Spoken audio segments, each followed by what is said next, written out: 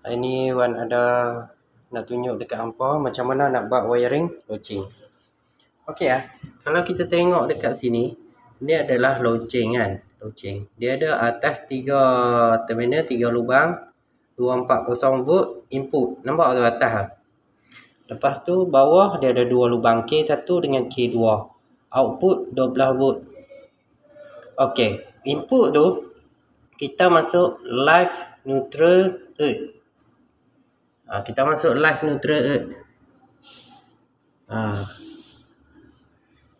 Macam mana kita nak tahu live dengan neutral? Okey, kalau kita tengok dekat sini, ni adalah live, ni adalah neutral.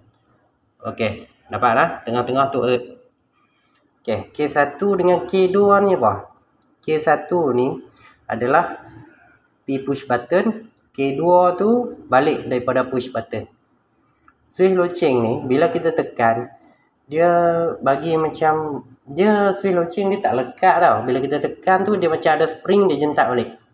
Bila kita tekan dia spring, dia jentak balik. Bila kita tekan, contoh ni P dekat switch, ada satu switch loceng, dari K1 masuk switch loceng, daripada switch loceng masuk K2. Bila kita tekan, ting, dia bunyi lah sini. Ni dia bunyi dah ni. Ni dia duk tendang ni, coil ni 12 volt. Ni masuk 240 current.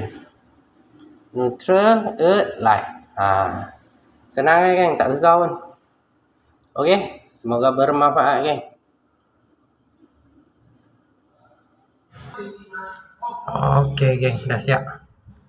Live, neutral, earth. Ni switch.